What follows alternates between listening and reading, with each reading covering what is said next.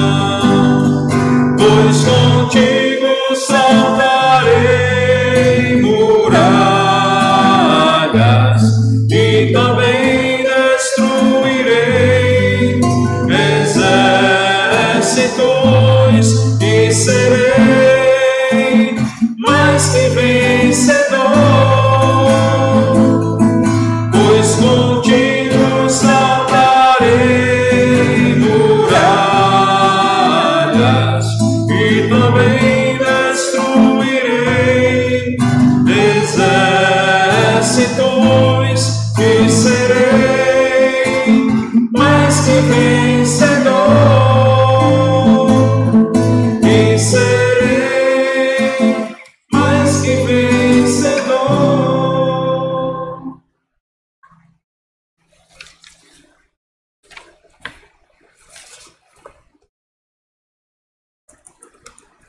Número 142, Nosso Deus é soberano.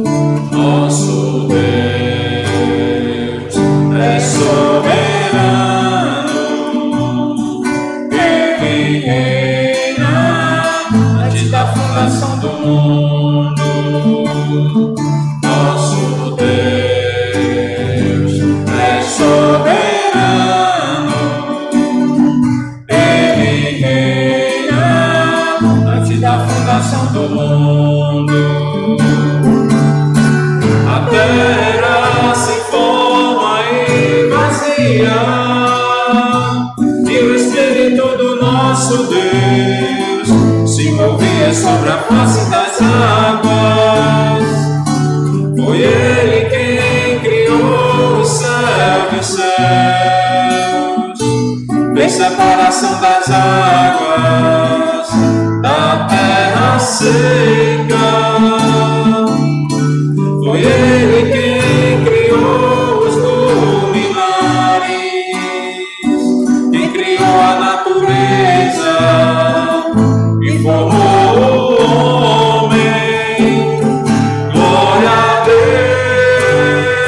por suas maravilhas e por sua grandeza.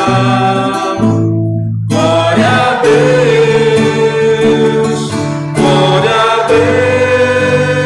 por suas maravilhas e por sua grandeza. Glória a Deus, glória a Deus.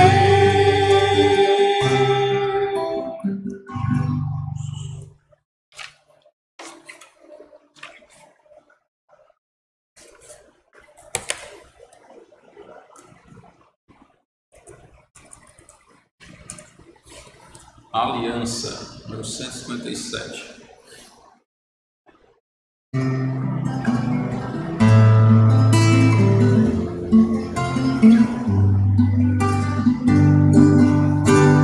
Como é precioso, irmão, estar bem junto a ti e juntos lado a lado andarmos com Jesus e expressarmos o amor que um dia Ele nos deu pelo sangue no Calvário.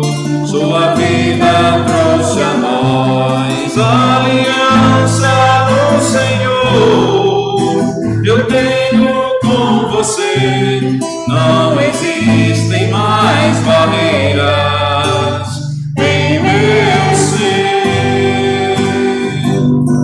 Eu sou livre pra te amar, pra te aceitar e para te pedir, perdoa minha irmã. Eu sou um com você, no amor de nosso Pai, somos um no amor de Jesus. Eu sou um com você, no amor de nosso Pai, somos um no amor de Jesus.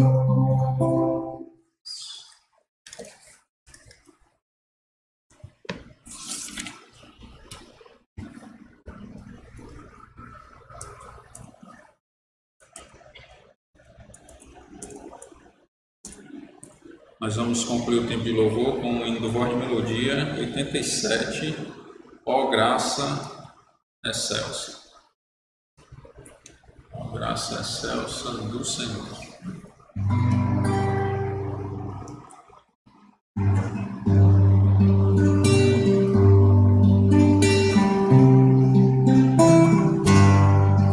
Ó graça excelsa do Senhor, perdido me achou.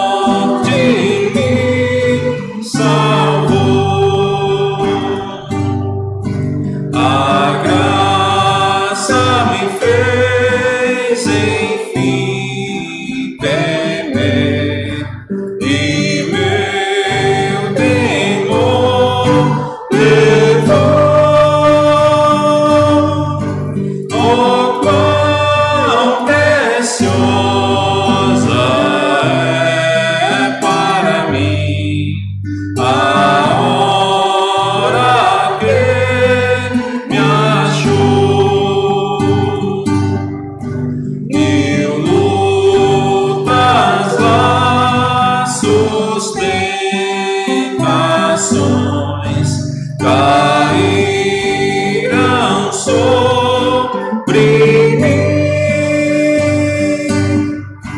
Porém, a graça me valeu, será para sempre assim.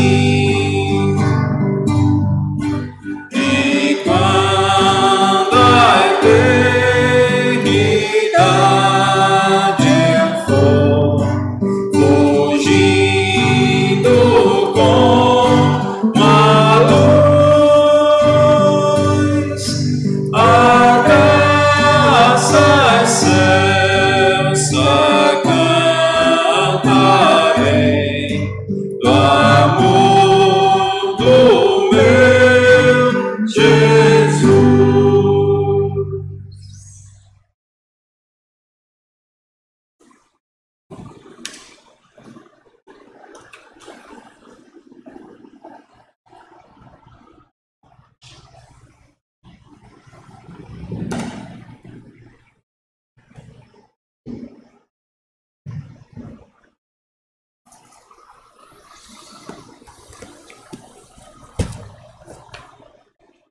Nós vamos meditar na palavra do Senhor, irmãos, em Colossenses capítulo 2.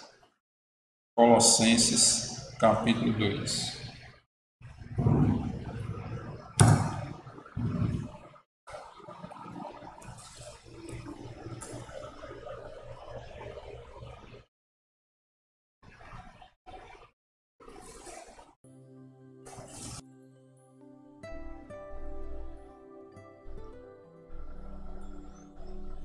Vamos orar mais uma vez e depois daremos início à meditação.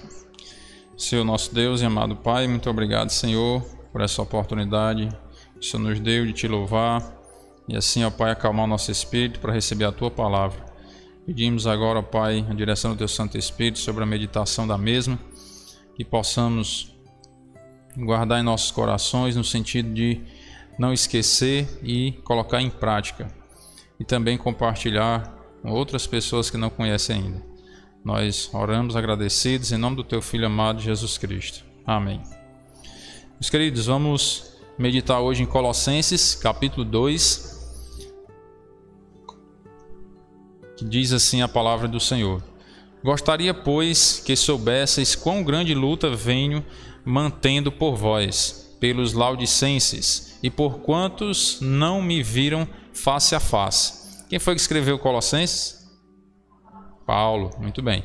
Para que o coração deles seja confortado e vinculado juntamente em amor, e eles tenham toda a riqueza da forte convicção do entendimento, para compreenderem plenamente o mistério de Deus. Qual é o mistério de Deus? Cristo, né? Tá aí, ó, para compreenderem plenamente, na sua plenitude, de maneira completa, o mistério de Deus. Esse mistério é Cristo, em quem todos os tesouros da sabedoria e do conhecimento estão ocultos. Então, tudo que você quiser saber com relação à sabedoria, o conhecimento estão aonde? Palavra de Deus. E onde mais?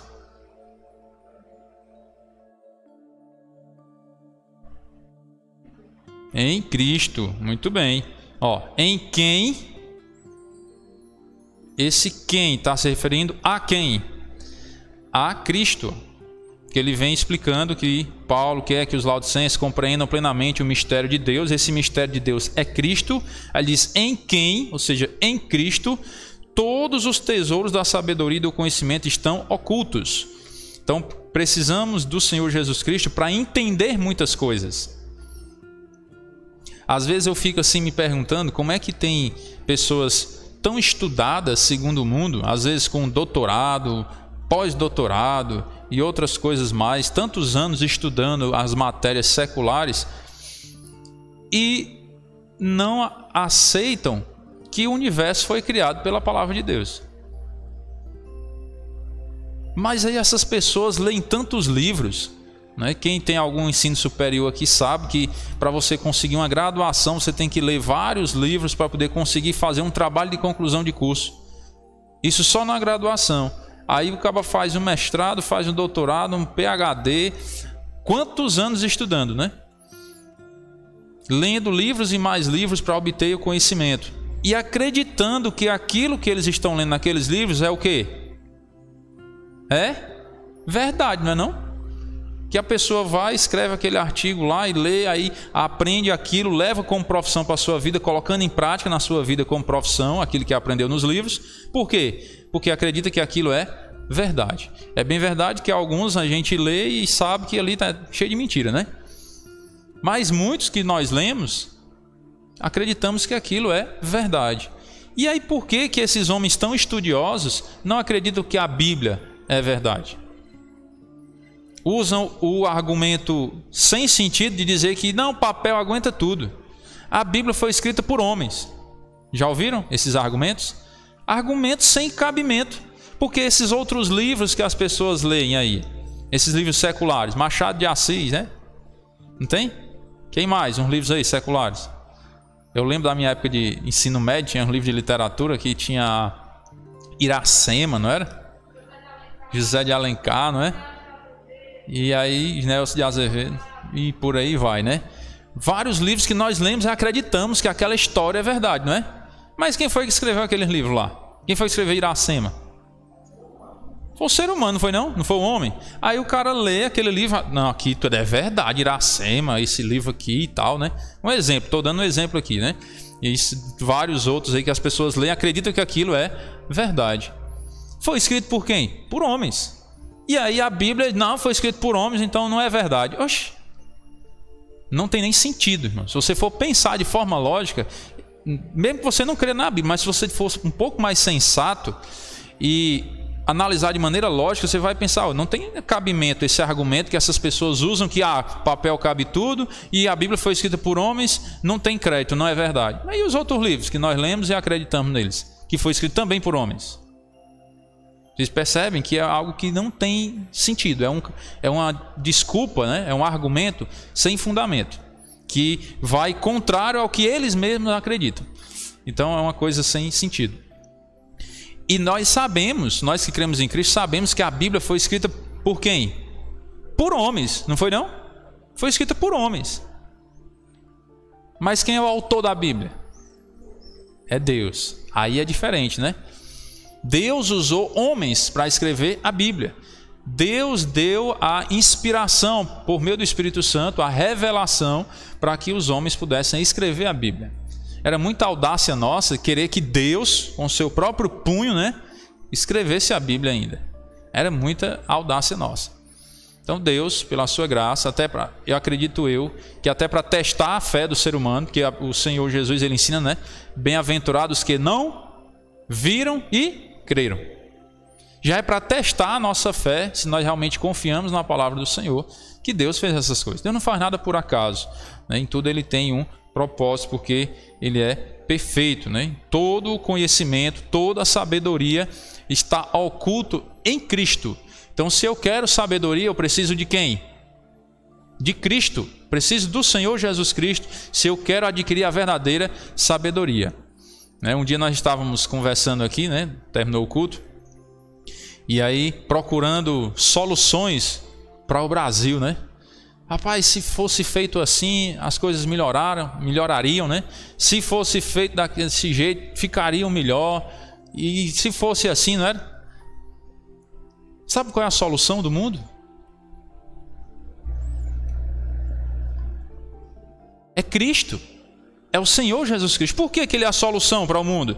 Porque nele, em quem todos os tesouros da sabedoria e do conhecimento estão ocultos. Então, se o mundo cresce no Senhor Jesus Cristo, aí seria diferente. Porque as pessoas teriam a verdadeira sabedoria para lidar com as dificuldades do mundo, com as coisas que sobrevêm ao mundo. Mas sem Cristo, como é que eu posso ter a sabedoria? O livro de Tiago nos ensina também. Quer sabedoria? Faça o quê? Peça a Deus. Quer sabedoria? Peça a Deus. E aí eu pergunto, as pessoas que não creem no Senhor Jesus Cristo vão pedir sabedoria a quem?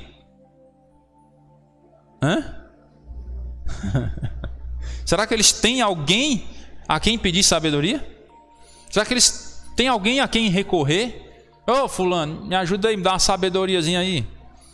E essa sabedoria a quem ele pedir, será que tem a verdadeira sabedoria que pode solucionar os problemas?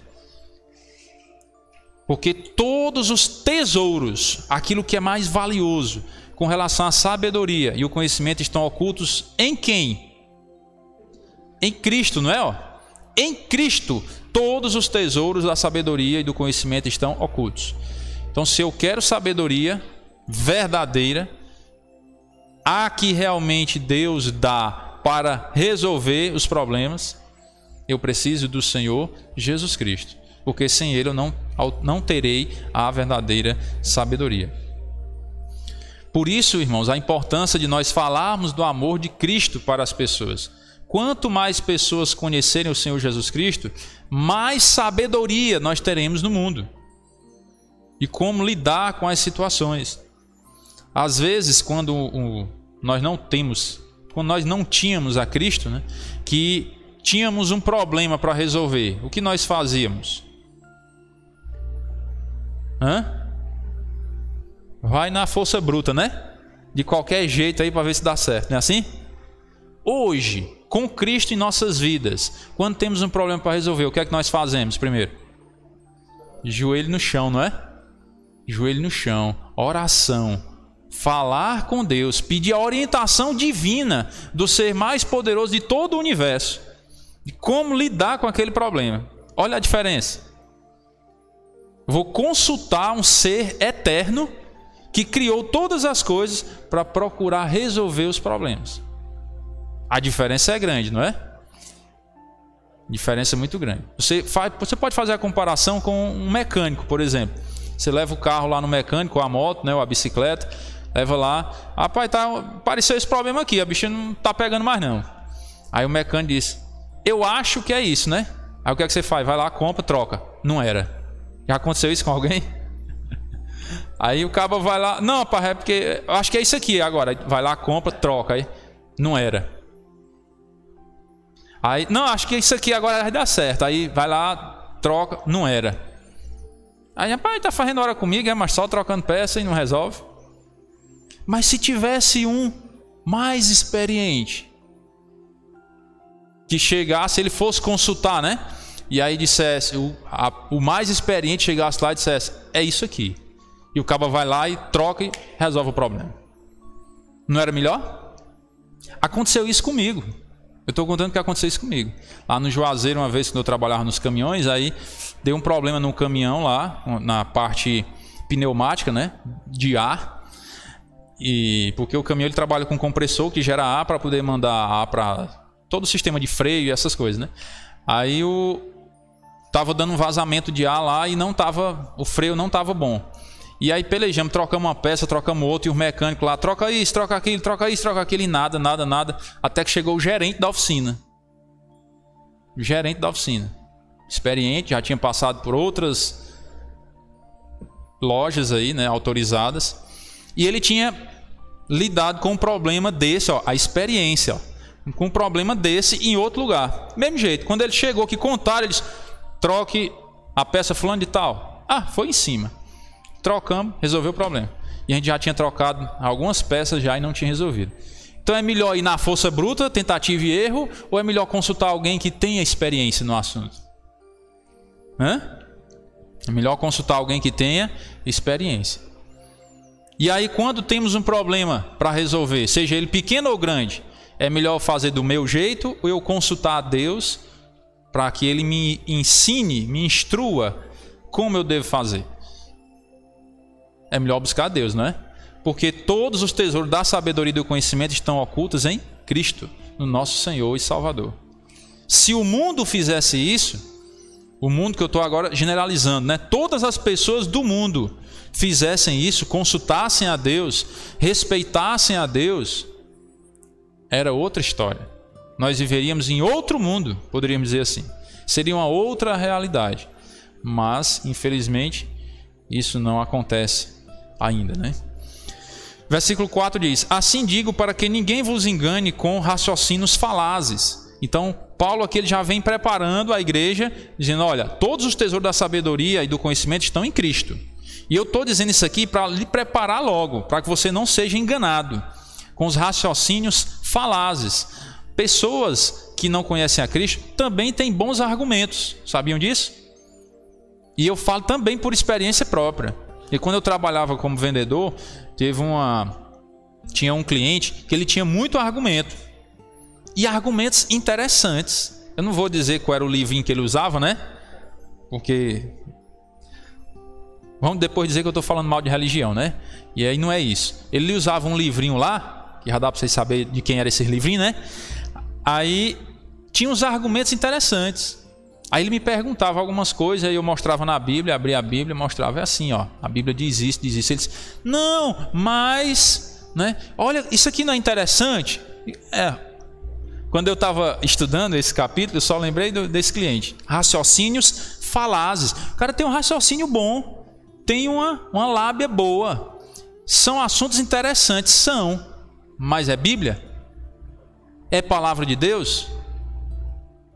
Aí nós temos que escolher com quem nós queremos ficar. Se eu quero ficar com as escrituras sagradas, a palavra de Deus, ou se eu quero ficar com os raciocínios falazes, com as coisas interessantes que tem por aí, pelo mundo. E tem muita coisa interessante pelo mundo, sabiam disso, né? Mas é muita coisa interessante.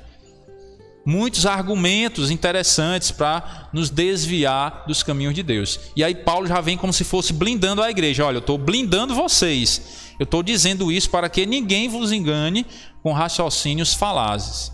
Fique preparado. Você quer sabedoria? Você quer saber alguma coisa? Quer entender alguma coisa?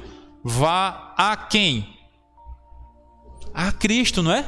A Deus. Porque nele, em Cristo, todos os tesouros da sabedoria e do conhecimento estão ocultos.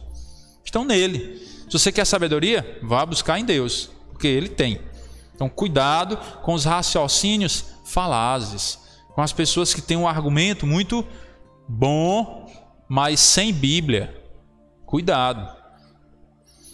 Versículo 5 diz, pois embora ausente quanto ao corpo, contudo em espírito estou convosco, alegrando-me e verificando a vossa boa ordem e a firmeza da vossa fé em Cristo. Ora, como recebestes Cristo Jesus, o Senhor, assim andai nele. Você não recebeu a Cristo? Não foi? Pois ande nele. Ou seja, siga os passos de Cristo, obedeça a Cristo. É isso que Paulo está querendo dizer aqui. Você recebeu o Senhor Jesus? Você não confessou Jesus como Senhor e Salvador? Pois agora ande nele. No sentido de obedecer a Cristo.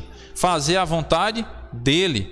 E ele diz, nele, em Cristo, radicados e edificados. Quando você escuta essa palavra edificado, você lembra de quê? Será que lembra de edificação? Lembra de edifício? Traz essa ideia, essa lembrança. Edificados. Ou seja, seja alicerçado em Cristo. Firmado nele. Se você recebeu a Cristo, então você tem que estar alicerçado em Cristo. Firmado em Cristo. A sua vida deve ser regida segundo Cristo. E não segundo os raciocínios falazes. Não segundo o pensamento intelectual do mundo, mas segundo Cristo. E confirmados na fé, tal como fostes instruídos, crescendo em ações de graças. Ei, irmão, eu pensei que a gente tinha que reclamar, porque tem um ditado que diz assim, quem não chora não mama, né? Já ouviram esse ditado? Quem não chora não mama, quem não reclama não alcança as coisas, não é? O crente segue esse ditado. O crente segue o ditado de dar ação de graça. Eu tenho que dar ações de graça. Eu tenho que agradecer a Deus. Eu tenho que ser grato ao Senhor pelo que Ele tem feito por mim. Hoje, conversando lá em casa com a minha esposa, antes de vir, né? E lembrando um pouco assim das bênçãos que Deus tem dado. Se nós formos parar, irmãos, para observar o que Deus tem feito em nossas vidas, olha, tem vezes que eu tenho vergonha de pedir alguma coisa a Deus. Eu estava dizendo à minha esposa hoje, amor, eu tenho vergonha de pedir, sinceramente. Porque Deus já tem sido tão bom conosco, tão bom, mas tão bom, que só o fato dele nos dar a salvação já é tudo. Tudo. Aí você começa a lembrar. E aí Deus ainda nos dá o privilégio de poder compartilhar do amor dele com as pessoas. Falar da palavra de Deus para os outros.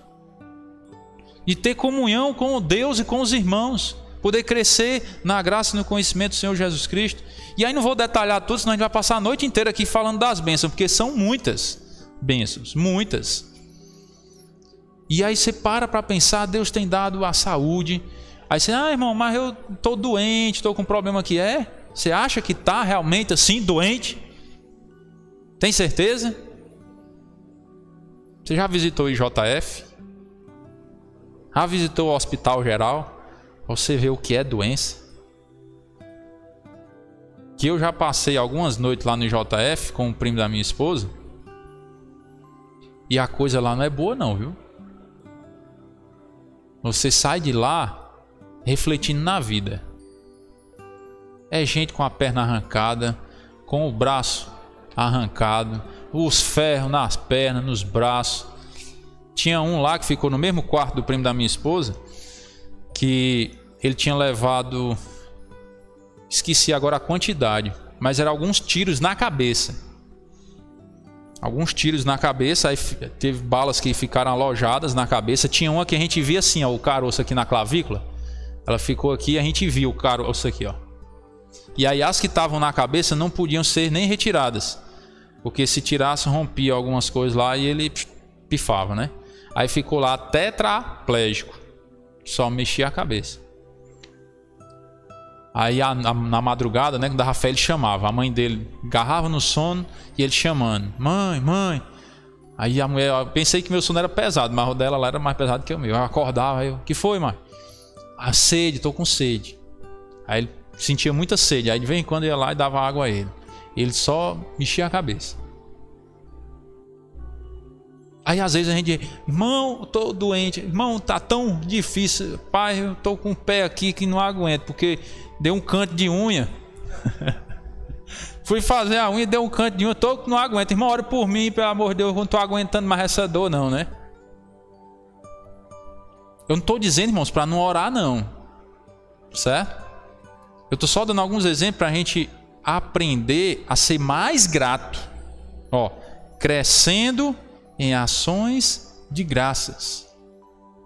O crente, ele tem que ver a vida diferente, com outra ótica, diferente do que o mundo vê. Porque o mundo, ele costuma fazer o quê? Só reclamar, né? Só reclama. Ele vai alcançando as coisas, vai conquistando e reclamando. Conquistando e reclamando. Porque quem não chora, não mama. Não é à toa que o mundo tem esse ditado, não é assim? Mas o crente, ele é diferente. O crente, ele tem que crescer em ação de graça, confirmado na fé, alicerçado em Cristo. E aí tem uma outra forma de ver o mundo. E ser grato a Deus. Senhor, muito obrigado por esse pãozinho com café que o Senhor está me dando hoje de manhã para eu merendar. Senhor, muito obrigado por mais um dia que o Senhor me deu. Por mais um despertar. Senhor, muito obrigado por o Senhor me dar um trabalho. Para eu poder todo dia me deslocar para o trabalho. Agradecer pelas pequenas coisas. Que às vezes nós esquecemos, né? Mas aí a gente pede, não pede? Tenta marcar o tempo. Vai orar, aí você marca o tempo. Que você passa agradecendo. Aí, passei aqui 20 segundos agradecendo. Aí você, marca o tempo que você passa pedindo. Faça o teste. Aí tome tempo. Irmão, eu oro. Irmão, eu oro 1 hora lá em casa, é? Quanto tempo agradecendo? Estou dizendo que não ore não, ore. Porque quanto mais oração, melhor, né? Eu estou querendo mostrar aos irmãos que nós precisamos agradecer mais.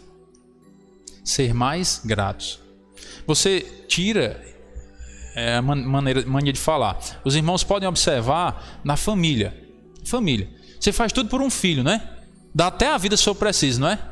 Quem tem filho aí sabe o que é que eu estou dizendo. Eu não tenho não, mas pela experiência eu sei. Que os pais são capazes de dar até a vida pelo filho. Aí você já imagina se o seu filho nunca lhe agradeceu por nada. Tudo que você deu a ele, ele nunca te disse: mãe ou pai, muito obrigado por aquela bicicleta que o Senhor me deu, né? Muito obrigado por aquela bola de futebol que eu tanto queria, né? E o Senhor me deu, a senhora me deu. Muito obrigado. Nunca agradeceu, nunca. Mas ele sempre reclama, né? Aí eu pergunto: você faz as coisas com gosto? Será que você tem assim realmente tanto prazer em fazer algo por esse filho que é ingrato? E aí? Não responda, fique só refletindo, né? Será que a gente tem aquele gosto para vou fazer que meu filho reclama tanto? É tão bom fazer por um reclamão, né? Imagine como é que Deus se sente. Deus já deu Cristo por nós. Deus nos abençoa todos os dias com o dom da vida. E aí nós não agradecermos a Deus. Só reclamar, né? Senhor, é porque eu estou prezando disso. Senhor, porque eu quero mais aquilo. Senhor, porque eu quero mais aquilo. Aí sim, cadê? Cadê os 9? Lembram da história? Jesus curou 10 leprosos. Quantos voltaram para agradecer? Só um. Aí Jesus, não foram 10? Cadê os outros 9? Só esse publicano que volta para agradecer? Irmãos, é a tendência do ser humano, é não agradecer. É sempre reclamar. Sempre quer mais. Nós, como crentes, temos que ser diferentes da maioria sem Deus, certo? Da maioria sem Deus. Da maioria com Deus, se estão realmente com Deus, aí nós podemos estar juntos com Deus. Mas da maioria sem Deus, nós temos que andar diferente. Por isso que a Bíblia diz: não vos conformeis com este século, mas transformai-vos pela renovação da vossa mente. Então, como é que a nossa mente é renovada? Como é? Bíblia. A nossa mente é renovada pela Bíblia. Quantas vezes nós já lemos Colossenses capítulo 2? Vocês sabem contar? Lembram? A gente não lembra, né? Mas já lemos várias vezes. Passamos por Colossenses capítulo 2 várias vezes. Mas temos que renovar a nossa mente. Lembrar das passagens bíblicas. Lembrar das lições que Deus tem para nós. Porque temos sempre algo novo a aprender. Tem algo que nós tínhamos aprendido e caiu no esquecimento. Porque não praticamos. E aí esquece. E aí precisamos renovar a nossa mente para não nos conformarmos com este século. Versículo 8 diz: cuidado que ninguém vos venha a enredar, no sentido de enlaçar, né? Ou de roubar a sua consciência, o seu propósito, de distorcer, né? Distorcer o teu caminho. Cuidado que ninguém vos venha a enredar com sua filosofia e vãs sutilezas, conforme a tradição dos homens, conforme os rudimentos do mundo, e não segundo Cristo. Porquanto nele, em quem? Em Cristo, habita corporalmente toda a plenitude da divindade. Plenitude dá a ideia de inteireza, algo completo. Então, em Cristo habita corporalmente. Cristo é Deus em carne, porque habita corporalmente em Cristo toda a plenitude da divindade. Tudo o que é divino está corporalmente em Cristo. Então isso aqui nós entendemos o quê? Que Jesus é Deus, porque nele corporalmente habita toda a plenitude da divindade. Então ele é Deus. Tudo que é divino está em Cristo. E aí preste atenção que Paulo está advertindo aqui a igreja: cuidado, que ninguém vos venha a enredar. Você vai no dicionário ver o que é o sentido dessa palavra. É como se fosse emaranhar-se. É como se você fosse assim preso numa rede, certo? Aí quando você vai para o grego tem um sentido um pouco diferente, em enredar. É como se fosse assim furtar. É mais ou menos essa ideia. Tem um pouco de diferença do significado quando você vai para o original grego e quando você vai para o dicionário português. Mas dá essa ideia assim de você não ser arrancado, né? De alguém não lhe privar de algumas coisas e aí colocar na sua mente essas filosofias e vãs sutilezas, algo assim sorrateiro, perigoso, Um ensino perigoso. Cuidado, que ninguém venha te enlaçar com esses ensinos perigosos que tem por aí. Conforme, conforme o quê? Então essas filosofias e vãs sutilezas que Paulo queria que a igreja estivesse atenta, para não ser enganado por essas filosofias e vãs sutilezas. Essas filosofias e vãs sutilezas eram de Deus ou dos homens? Dos homens, está aí, conforme a tradição dos homens. Então cuidado, vamos resumir agora, né? E Paulo está dizendo assim, cuidado, irmãos, com a tradição dos homens. Deu para entender? Mais claro? Cuidado com a tradição dos homens. Cuidado com os rudimentos do mundo, conforme os rudimentos do mundo. Cuidado com as coisas mundanas, com o que as pessoas dizem assim, todo mundo faz. Não é assim que alguns ensinam? Não, irmão, deixa de besteira, rapaz. Todo mundo faz isso, E o crente deve fazer? É segundo Cristo o que todo mundo faz? Se for segundo Cristo, tudo bem.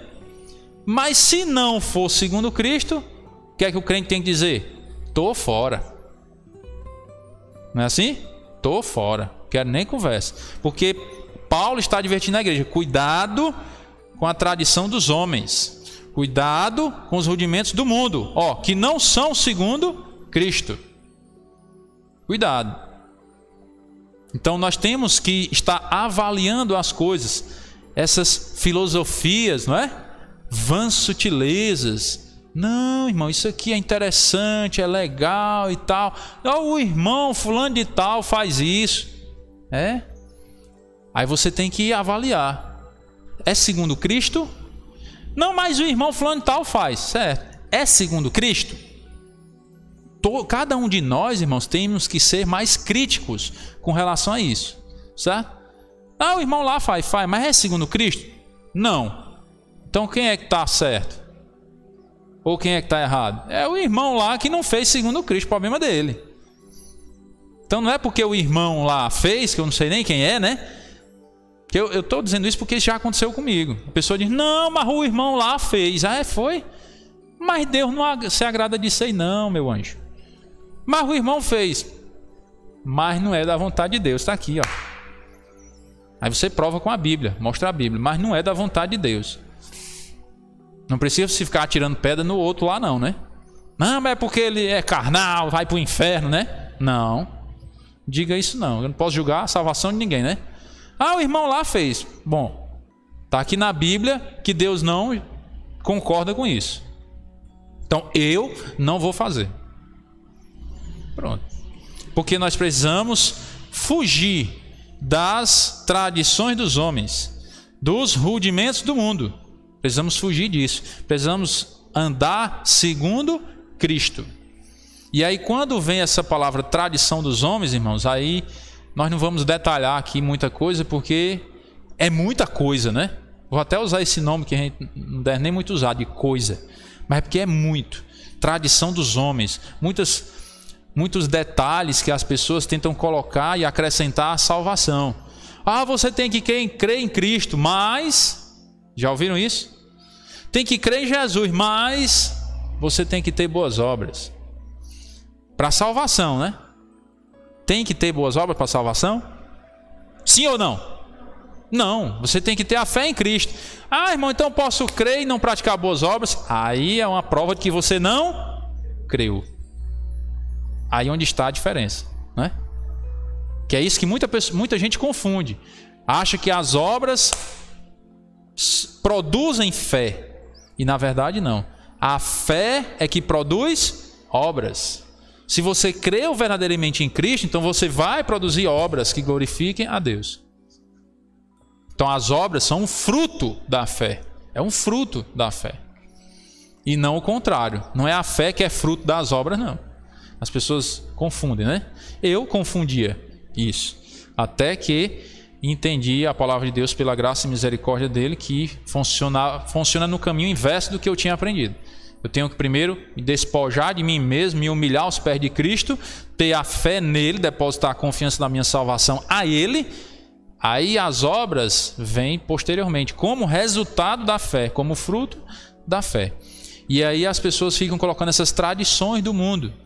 Você tem que crer em Cristo, mas você tem que, guardar um dia lá da semana, sei lá qual, Mas você tem que crer em Cristo, mas você tem que crer lá na mãe de Jesus também, no pai, no tio, no primo, não é assim? Mas aí, peraí, se eu preciso dessas outras coisas, por que Jesus veio ao mundo? Qual o sentido de Jesus precisar vir ao mundo se havia outros recursos? E aí eu costumo usar essa palavra porque eu sou meio exagerado, Jesus veio morrer de besta? Sofreu de besta, foi? Porque eu poderia ter a salvação por outros métodos, mas Jesus não é porque ele queria morrer. É muita ignorância nossa, irmãos. Jesus não é besta. Jesus é Deus. E aí ele veio a esse mundo porque não havia outro meio para a salvação. Não tinha outra maneira para o ser humano ser salvo. Então, cuidado com a tradição dos homens. Cuidado com os rudimentos do mundo. Cuidado com o que o mundo diz. Nós precisamos conhecer mais as Escrituras e ficar mais firmados nela, prestando mais atenção no que é que Deus nos diz por intermédio da sua palavra. E assim vivermos para a glória dele. Amém? Vamos orar. Senhor nosso Deus e Pai amado, muito obrigado pela tua palavra, Senhor, que nos ensina, nos instrui como devemos viver e como devemos ser orientados e as decisões que devemos tomar em nossas vidas.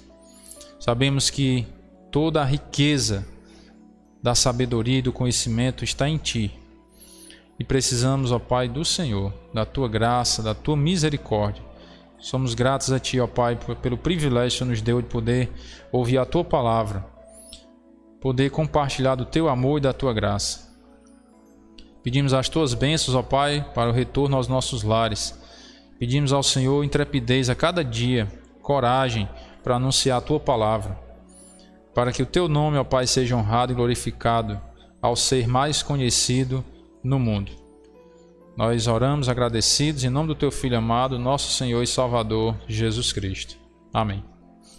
Meus irmãos, uma boa noite a todos, Deus os abençoe e até sábado, se Deus quiser.